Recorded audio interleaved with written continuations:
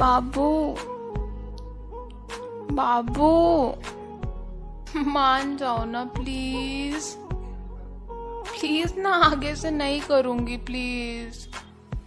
बाबू सुनो ना, हमेशा छोटी छोटी बातों पे नाराज हो जाते हो, ऐसे थोड़ी होता है। सुनो ना प्लीज। अच्छा, आगे से कभी नहीं करूंगी, पक्का पक्का। मान जाओ ना। I love